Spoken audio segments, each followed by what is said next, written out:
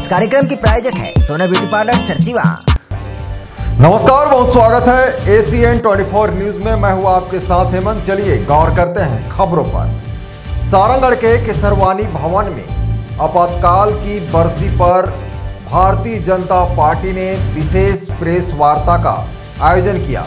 इस दौरान कांग्रेस पार्टी और गांधी परिवार पर तीखा हमला बोला गया।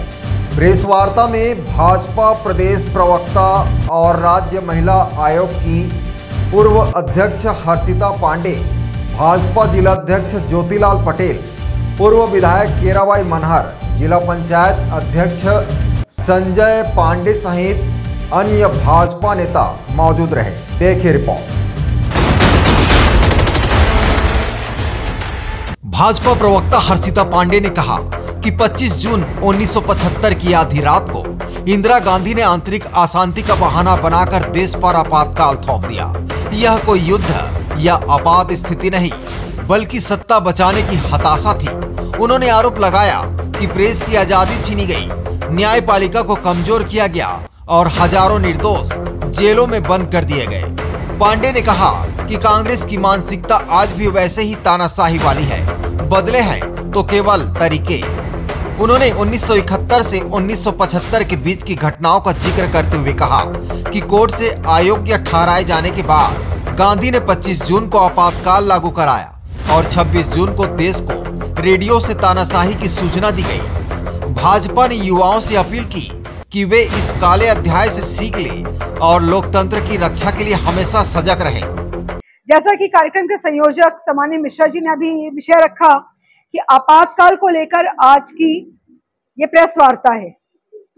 सामान्य मित्रों, हम सभी को पता है कि आज से 50 वर्ष, लगभग 5 दशक पूर्व, ये काला अध्याय जो भारत के लोकतंत्र और भारत माता के गौरवशाली लोकतांत्रिक व्यवस्था को कलंकित करता है, ये अध्याय जोड़ने का घृणित कार्य तत्कालीन सरकार और इसकी नेत्री रही इंदिरा गांधी जी के द्वारा ये पूरा रचित था। किन परिस्थितियों में हुआ, क्यों हुआ, आप में से यहाँ बहुत लोग वरिष्ठ हैं, आप लोगों को इस सबकी जानकारी है। लेकिन 50 वर्ष होने के बाद आज भी उस की प्रासंगिकता क्यों बनी हुई है? क्योंकि लोकतंत्र में इस तरह की तानाशाही रवैये का कोई स्थान नहीं है। लोकतंत्र जो है for the people, by the people, of the people, लोगों के लिए, लोगों के द्वारा। और तो लोगों की तो कोई जगह ही नहीं रह गई थी उस समय में। वरिष्ठ हमारे बीच हैं और मुझे भी सौभाग्य मिला कि राजनीतिक रूप से और वैचारिक रूप से एक ऐसे परिवार में जन्म लेने का जो इस पूरे लोकतंत्र के जो काला अध्याय है आपातकाल, उसमें जो भूमिगत लोगों ने अपनी भूमिका निभाई थी, उन भूमिगत महत्वपूर्ण लोगों में जो इस पूरे आपातकाल के 19 महीने के काले अध्याय में कुछ लोग तो जेल में थे मीसाबंदियों के रूप में, आप सभी को पता है, प्रमुख लोगों का नाम भी हम चर्चा में आज करेंगे। और बहुत से ऐसे लोग थे जो इस पूरे आंदोलन को देश में चलाए रखने के लिए भूमिगत होकर इस आपातकाल में कार्य कर रहे थे। ऐसे ही परिवार में मेरा भी सौभाग्य से जन्म हुआ। पिताजी उस समय के तत्कालीन जनसंघ के नेता थे, तो स्वाभाविक रूप से बहुत सी चीजें देखते सुनते हम लोग बड़े हुए हैं। इसलिए आज की पीढ़ी को इसका परिचय कराना बहुत जरूरी है कि कांग्रेस जो बात करती है, कांग्रेस के जो युवराज, युवा युवराज राजकुमार जो बात करते हैं लोकतंत्र की और संविधान की एक किताब को लहराते हुए वो बात करते हैं संविधान की रक्षा की, इनका इतिहास क्या है ये जानना बहुत जरूरी है। जैसे कहते हैं ना कि नीम के पेड़ में निबोले ही होते हैं और आम के मीठे फल संभव नहीं है। तो यदि कांग्रेस की बात होती है तो कांग्रेस किस तरह का उसका नीति रीति रही है, इसका मुझे लगता है कि आपातकाल से बड़ा उदाहरण हो नहीं सकता। हम सभी जानते हैं कि आपातकाल जिन परिस्थितियों में लगा, जैसा कि मेरे से पूर्व मिश्रा जी ने उल्लेख भी किया कि 25 जून, कल यानी 25 जून 50 साल 5 दशक इसके पूरे होने वाले हैं।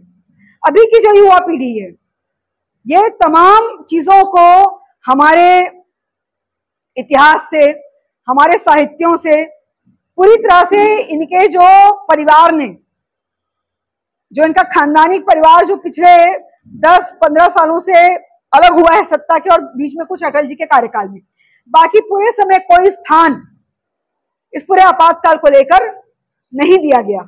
इस कारण अभी के जो लोग हैं, जो युवा पीढ़ी है, वो बहुत से लोग इस आपातकाल के बारे में नहीं जानते।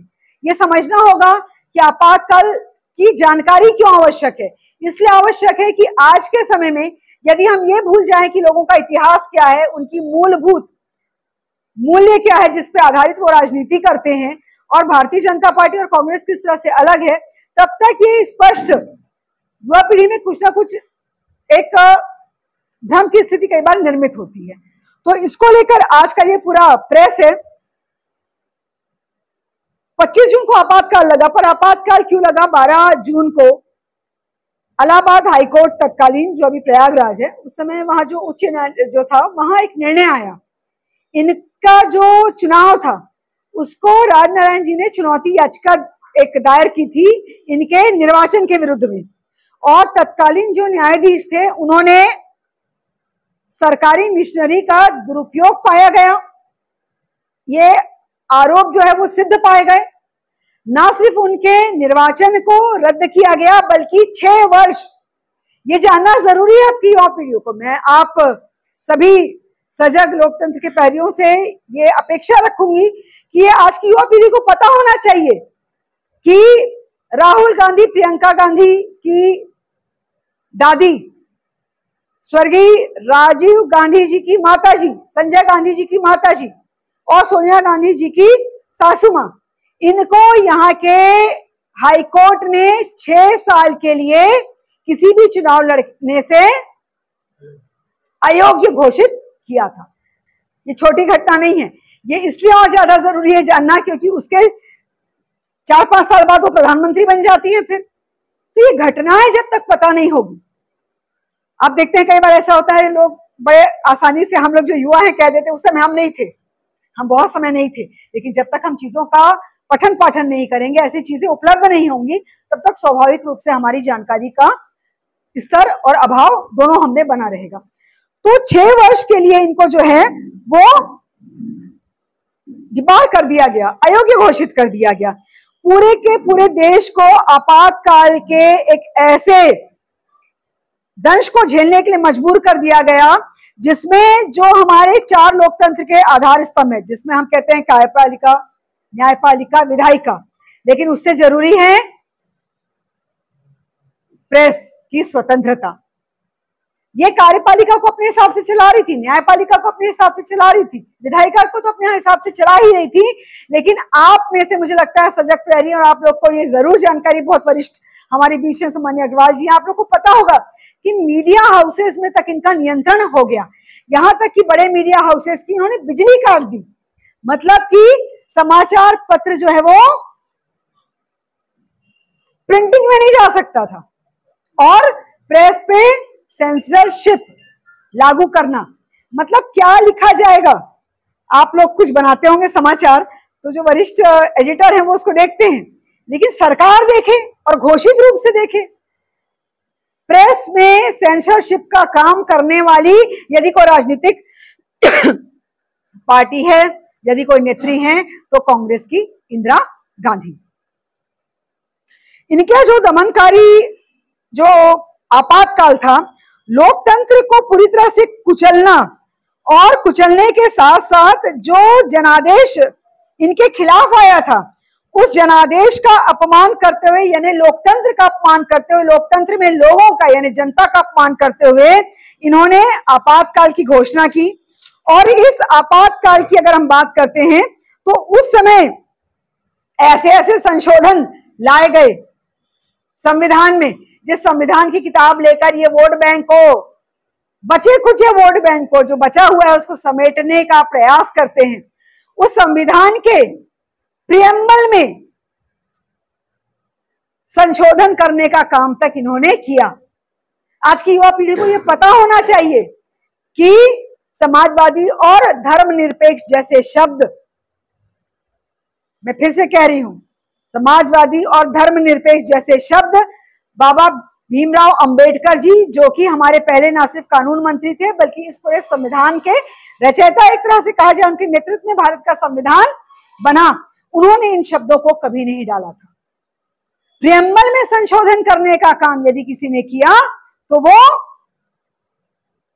कांग्रेस की सरकार और कांग्रेस की नेत्री इंदिरा गांधी जी के द्वारा किया गया। और ये जो दिखावे के लिए बात करते हैं, इनको खुद सोचना चाहिए और आज के युवाओं को ये तय करना चाहिए कि क्या कांग्रेस पार्टी को, राहुल गांधी को, प्रियंका गांधी को कोई नैतिक अधिकार है, क्योंकि वो खुद एक ऐसे राजनीतिक विचारधारा और परिवार से आते हैं जिन्होंने संविधान का मजाक बनाया, जिन्होंने संविधान को की धज्जियां उड़ा दी। यदि आप प्रियम्बल में चेंज ले आते हैं, यदि आप ये बताते हैं कि 39 और 42 संशोधन आता है, 352 हमारे आर्टिकल में चेंज आता है, यानी ये कहा जाता है कि प्रधानमंत्री को लेकर, निर्वाचित लोगों के निर्वाचन को लेकर आप कोर्ट नहीं जा सकते। इसमें एक बड़ा रोचक तथ्य जो है, जो जानकारी होना चाहिए कि आपातकाल किस तरह से होता था। 38वें संशोधन के तहत आपातकाल की घोषणा के साथ न्यायपालिका की जांच से बाहर कर दिया गया मनमाने संशोधन लाए गए और एडीएम जबलपुर बनम शिवकांत शुक्ला मामले में सुप्रीम कोर्ट की सुनवाई के दौरान कांग्रेस ने स्पष्ट रूप से कहा कि आपातकाल के दौरान यदि किसी नागरिक को गोली मार दी जाए, यदि इसको कहते हैं जंगल कानून, हिटलरशाही, यदि किसी नागरिक को गोली मार दी जाए तब भी उसे अदालत जाने का अधिकार नहीं। यानी सरकार हत्या कर दे नागरिकों की, सरकार खुलेआम इस चीज को चुनौती देती थी कि हम लोकतंत्र की रक्षा के आधार पे, हम संविधान की रक्षा के आधार पे लोगों को बुद्धू बनाते हुए नरसंहार कर दें, लोगों के ऊपर गोलियां बरसा दें, लेकिन आपको कोर्ट जाने का अधिकार नहीं है। यह आपातकाल है, इसलिए आपातकाल की इन बारीकियों को जानना और एक प्रासंगिकता भी है कि 50 वर्ष 5 दशक पूरे हो रहे हैं, इसलिए ये तमाम चीजें आप लोग के सामने लाने का प्रयास आज की इस प्रेस कॉन्फ्रेंस में मैं कर रही हूं। Bureau report ACN 24।